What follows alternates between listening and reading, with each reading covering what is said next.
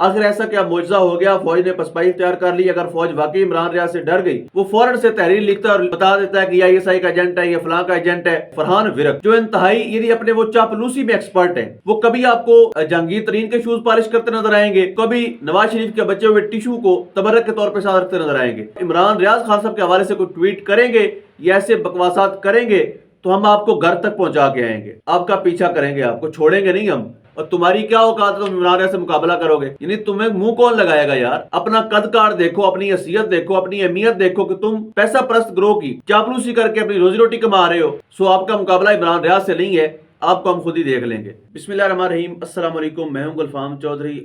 आज की वीडियो में हम खबरें तो कम शामिल करेंगे, लेकिन कुछ ऐसे प्रोपेगेंडाज करने वाले लोगों को आज हम बेनकाब करने जा रहे हैं जो सहाफत के लिबादे में बैठकर या किसी भी तरह से सोशल मीडिया पर अपना एक नाम बनाने के बाद किस तरह से लोगों के खिलाफ प्रोपेगेंडा करते हैं, किस तरह से चीज़ों को मुतनाज़ करते हैं। जिस तरह मैं पिछले वीडियो में बता चुका हूँ कि इमरान रियाज खान साहब की वापसी से बहुत से लोगों को बहुत ज़्यादा तकलीफ़ है। यानी वो लोग जिन्होंने खबरें चलाई थी कि इमरान रियाज बोल नहीं सकते, इमरान रियाज वापस नहीं आएंगे, वो कभी मीडिया में नहीं आएंगे, और उनके वकील को भी मुतनाज़ बनाने की कोशिश करने वाले लोग आज भी प्रोपेगेंडा कर रहे हैं। आज भी ये साबित करने की एक नाकाम कोशिश कर रहे हैं कि इमरान रियाज एस्टेब्लिशमेंट से डील करने के बाद बाहर आए हैं। अब सोचने की बात यह है कि अगर उस बंदे ने अपनी आइडियालॉजी को बेचना होता तो वो कभी भी इतनी मार ना खाता, कभी भी अपने जिस्म का मांस तक ना उतरवाता। अगर एक बंदा इतनी मसाइब, इतनी मुसीबतें, इतनी मुश्किलात बर्दाश्त करने के बाद अपनी फैमिली से दूरी इख्तियार होने के बावजूद भी अपने नज़रिए पर कायम रहा, उसके बच्चों की याद, उसके बूढ़े वालिदैन की फ़िक्र ने उसको नज़रिए से पीछे हटने पर मजबूर नहीं किया, तो आप सोच लीजिए कि वो किस तरह से अपनी आइडियालॉजी पर कंप्रोमाइज़ कर सकता है। अभी आदिल राजा साहब, जिस तरह मैंने आपको बताया था कि वो पहले भी इस चीज़ को प्रोपेगेंडा कर रहे थे कि जी इमरान रियाज को मुतबादिल के तौर पर, इमरान खान के मुतबादिल के तौर पर लॉन्च करने की कोशिश कर रही है एस्टेब्लिशमेंट। अब उन्होंने एक ट्वीट किया, आपके सामने मैं रखता हूँ। पहले उन्होंने कुछ पाकिस्तान तहरीक इंसाफ के रहनुमाओं का जिक्र किया कि मैंने कहा था फवाद चौधरी छोड़ जाएगा, मैंने कहा था असद उमर छोड़ जाएगा। ये तो वाज़ेह नज़र आ रहा है कि कौन कौन छोड़ के जा रहा है और कौन कौन टिक रहा है। ज़ाहिर बात है, जब मुश्किलात आती हैं तो रियासत का मुकाबला करना हर एक का काम नहीं होता। हर कोई अरशद शरीफ शहीद नहीं हो सकता, हर कोई इमरान रियाज खान नहीं हो सकता, हर कोई इमरान खान नहीं हो सकता। इस जालमाना निज़ाम का और फस्तायत का मुकाबला करना हर एक के बस की बात नहीं है। बहरहाल आज उन्होंने कहा कि मैंने कहा था फलां छोड़ जाएगा, फलां छोड़ जाएगा, लेकिन अगर मैं मेन बात पे आते हैं कि उन्होंने कहा कि इमरान रियाज खान को जब पहले दफ़ा उठाया गया, शहर शहर घुमाया गया, मैंने उसके लिए आवाज़ उठाई। आप स्क्रीन पर देख भी रहे हैं, साथ साथ ही उनका ट्वीट है। जब इमरान रियाज को गायब कर दिया गया तो मुझे जो खबर मिली मैं आपके साथ शेयर करता रहा। इस तरह से चलते गए आगे कि जी मैंने इमरान रियाज साहब की एहलिया को अपनी बहन माना, कि भाई होने के नाते वही कुछ किया जो भाई को करना चाहिए। अब साथ ये बात उन्होंने की कि जी कुछ लोग कह रहे हैं ये बरीक वारदातिया है, कि डबल एजेंट है, फलां फलां, इस तरह कहते रहते हैं। मेरा सोर्स इमरान रियाज नहीं है, मेरा सोर्स कोई साफ़ी नहीं है, और मेरा सोर्स कंपनी के अंदर बैठे हुए कुछ लोग हैं। खैर, अब उन्होंने कहा जी कि इमरान रियाज खान की कब वकील से बात शुरू हुई थी, कब अहले खाना से बात हुई थी, और उन्होंने जब उनको मुश्किलात से निकाला गया, आसान रास्ते की तरफ डाला गया, तो उन्होंने पहली फरमाइश कौन सी की थी वो भी कहते हैं, मैं बताऊंगा, पहलियां नहीं बुझाऊंगा, सीधी बात करता हूं कि जी इमरान रियाज को गायब किया गया, उसके पोस्टर उठाने वाले के पीछे एजेंसियां पहुंच जाती थी, फौरन पुलिस पहुंच जाती थी, और यहाँ पे वो वारदात डाल रहे हैं।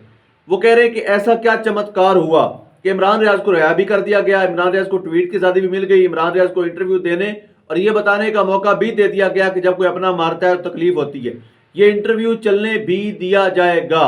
मेरी इमरान रियाज के वकील की असलियत आश्कार करने और खुली तलब कलामी के बाद इमरान रियाज के चंद हफ्तों में बाद रिहाई क्यों कर हो गई? आखिर ऐसा क्या मुआवजा हो गया, फौज ने पसपाई इख्तियार कर ली। अगर फौज वाकई इमरान रियाज से डर गई और पीछे हट गई तो मेरा अगला सवाल, क्या इमरान रियाज को झुकाने के लिए रजीम चेंज किया गया था? क्या इमरान रियाज की जबान बंदी के लिए मुंतखब हुकूमत गिराई गई थी?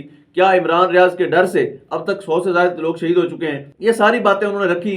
बहरहाल आखिर में उन्होंने जो मेन बात की कि जी उन्होंने दोबारा से उस चीज़ को मुतनाज़ बनाने की कोशिश की, दोबारा से उन्होंने ये तासुर देने की कोशिश की जैसे इमरान रियाज एक कमिटमेंट के तहत बाहर आए हैं।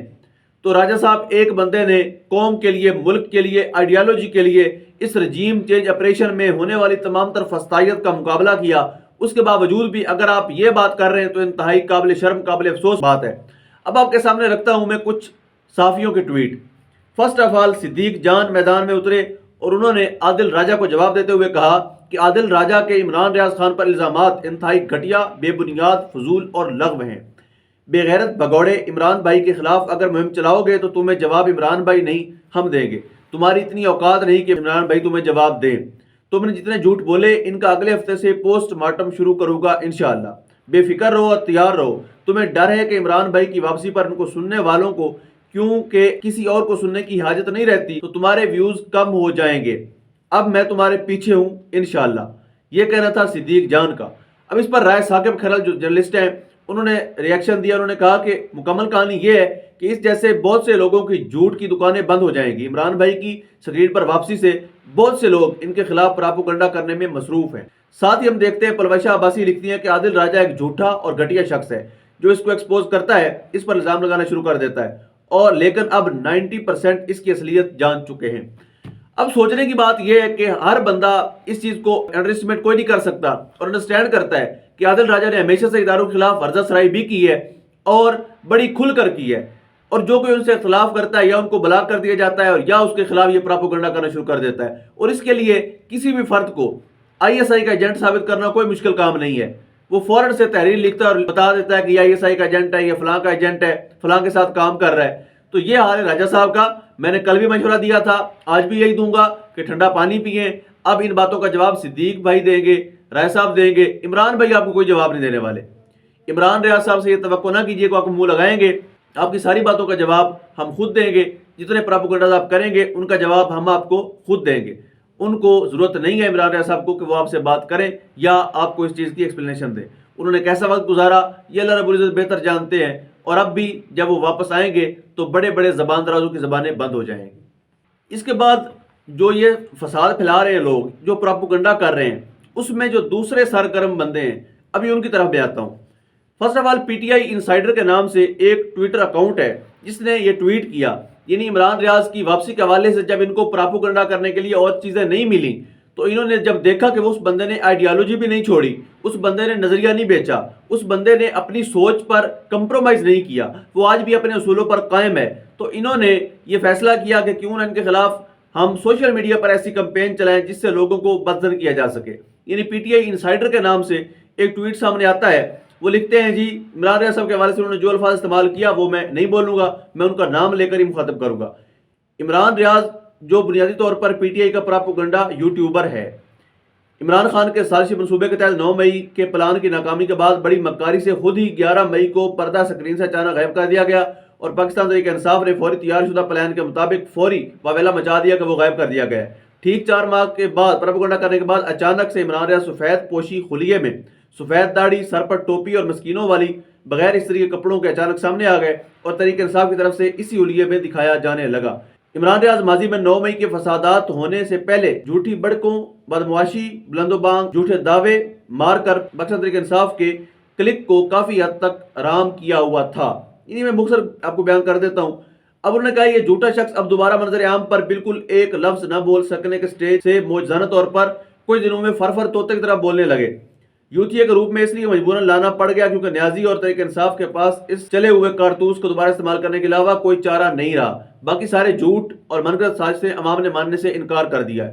ہم نے دیکھا حال ہی میں تحریک انصاف نے نیازی کے ذریعے افغان کارڈ، مجیب الرحمان اور اسی طرح سے کسی کو لانچ کر کے واپس آنے کی بھرپور کوشش کی، لیکن کوئی پذیرائی نہ ملنے پر اس پیسے کے پجاری کو اچانک زبان عطا کر کے واپس لانچ کر دیا گیا۔ لیکن ہم آپ کو بتا دیتے ہیں کہ اس کے سوائے رسوائی کے کچھ حاصل نہیں ہوگا۔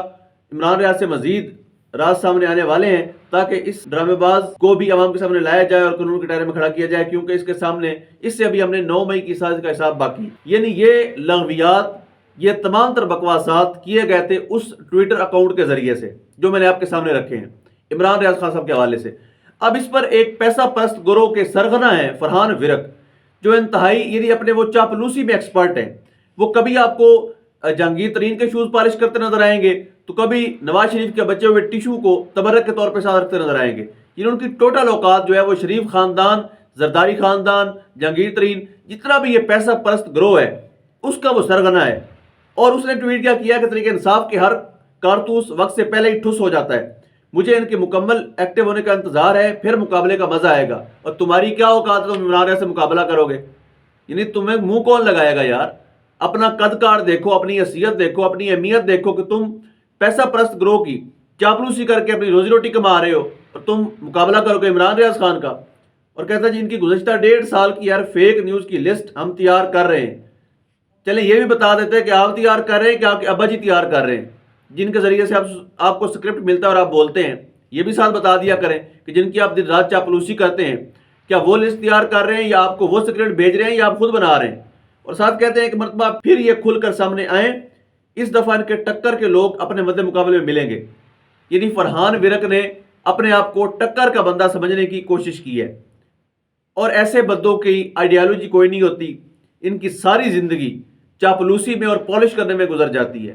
تو ایسے لوگوں کا کیا مقابلہ ہے عمران ریاض خان سے؟ لیکن فرحان ورک صاحب آپ یاد رکھیے گا، اگر تو آپ بات کریں عمران خان کے خلاف، یہ ایک پولیٹیکل پوائنٹ آف ویو سے ہے۔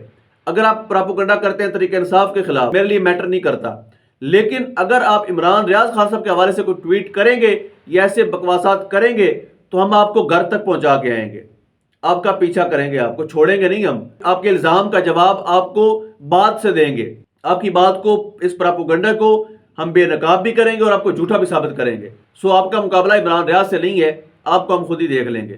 آخر میں خبر شامل کر لیتے ہیں، شیر افضل مروت جن کو کل جو ہے وہ گرفتار کرنے کی کوشش کی گئی تھی، وہ اس وقت باجوڑ کے علاقے میں ورکر کنونشن سے خطاب کے لیے پہنچے ہوئے ہیں۔ اب سوچنے کی بات ہے کہ ایک طرف بلاول بھٹو کا جلسہ ہے اور وہاں پر پولیس کا پروٹوکول ہے، ایک طرف مسلم لیگ نون کا گجرات میں کنونشن ہے، وہاں پر پولیس کا پروٹوکول ہے، اور دوسری طرف شیر افضل مروت کو نہ صرف گرفتار کرنے کی کوشش کی گئی بلکہ انہوں نے باجوڑ میں جہاں پر پناہ لی تھی وہاں پر رات کو گولیاں چلتی رہیں، وہاں پر فائرنگ چلتی رہی۔ اب آپ سوچیں کہ ایک پولیٹیکل پارٹی کے ایک بندے کو اگر آپ اس طرح سے متاثر کرنے کی کوشش کریں گے، اگر آپ کسی پارٹی کو اس طرح سے نشانہ بنائیں گے تو آپ کس طرح سے پاکستان کے اندر حالات کی بہتری کی توقع کر سکتے ہیں؟ یہ ڈرامہ بند ہونا چاہیے۔ اگر آپ نے سیاسی گراؤنڈ پرووائڈ کرنا ہے پھر سب کو کیجیے، یا پھر یہ ڈرامے بازی بند کیجیے۔ اللہ پاک وطن عزیز کا حامی و ناصر ہو۔ پاکستان زندہ باد۔